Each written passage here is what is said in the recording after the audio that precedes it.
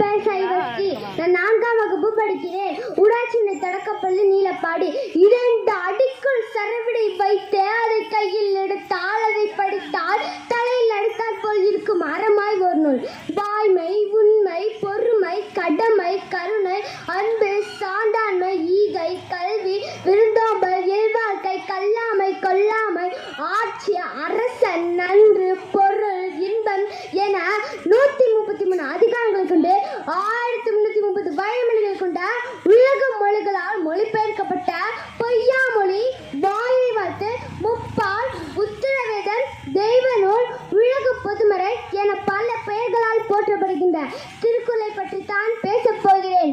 என் பூட்டன் வள்ளுவனின் குரலுக்கு ஓவியம் திட்டி அழகு பார்த்தவனின் பாட்டன் குரல் சுவடிகள் குரல் சொல்ந்து காணாமல் போன இடத்தில் கம்பீரமாய் சிலைவடித்து ஐயனின் உயரமாய் மாற்றி ஆழ்கடலிலும் அழகு பார்த்தவனின் பாட்டன் அனைவரும் சமம். ஐயன் வள்ளுவன தெய்வம் என்று வள்ளுவன் தன்னை உலகினுக்கே தந்த வான்புகள் கொண்ட தமிழ்நாடு. தெய்வத்தால் ஆகாதெனினும் முயற்சியால் அதன் பயிற்சியால் மெய்யாகும் மெய்வடுத்தி உழைத்தால் அதன் மெய்வடுத்து கூடித்தரும் என்று தோல்வியால் குளிர் விழுந்தவனை கையை பிடித்து தூக்கி விடுவது திருக்குறள். இந்த உலக திருக்குறள் அனைத்தும் மொத்தமாய் அழிந்து போனாலும் திருக்குறள் மட்டும் இருந்துவிட்டால் போதும், மொத்தமாய் புதுப்பித்து விடலாம் என்கின்ற சான்றோர். 2 அடியில் இவ்வளவு கருத்துக்களை சொல்ல முடியுமா என கேட்டால் ஆம் என்கிறார் வள்ளுவர்.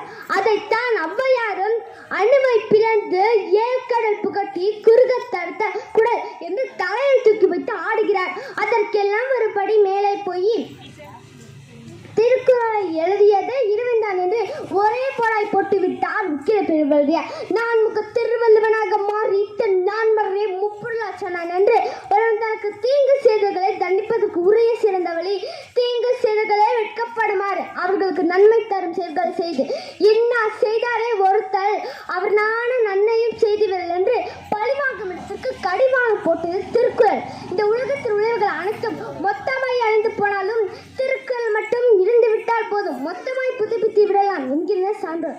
2 அடியில் இவ்வளவு கருத்துக்களை சொல்ல முடியுமா என கேட்ட ஆண் என்கிறார் வள்ளுவர். பொய்யாமை போல உலகில் பெரிய சிறப்பில்லை, அதுவே ஒருவனுக்கு எல்லாரும் தான். இது போன்ற கருத்துக்களை அடுக்கிக் கொண்டே சென்றால் இது ஒரு நாள் போதாது, 1000 நூல் எதிர்ப்பிடும் திருக்குறளுக்கு ஈடு உண்டா? தீரா கடப்போல் திகழும் புது புது பொருளுக்கு குறை உண்டா? முப்பெரும் கடலுக்கு அப்பாலும் பாய்ந்தது முப்பெரும் திருப்பனை நம் அப்பனுக்கு அப்பனாம் அவனுக்கு பாட்டனாம் வள்ளுவன் தான் அறிவுத்துறை. சட்டங்களாகவும் திட்டங்களாகவும் செதுக்கிய சிற்பவர்கள் திருவட்டத்தில் குறுகாது, வழியும் தப்பாது வைரவற்றி நெறிகள். திருக்குறள் படித்தால் வாழ்வு புரியும், ஞானம் எரியும், பற்று பெருகும், அன்பு கூடும், பணிவு கூடும். ஒரு நாட்டை ஒரு மன்னவன் மணிமுடி தாங்கி ஆளுவது மன்னராட்சி. அரசன் என்றாலும் அமைச்சன் என்றாலும் அவனே நாட்டின் உயிர். அறம் தவறாதவன், வீரம் குறையாதவன், மானமே உயிரில் கொண்ட அரசன். இந்த உரிமை வந்து செங்கோன்மையுடன் அரசாள்பவன் அரசனின் கடமை.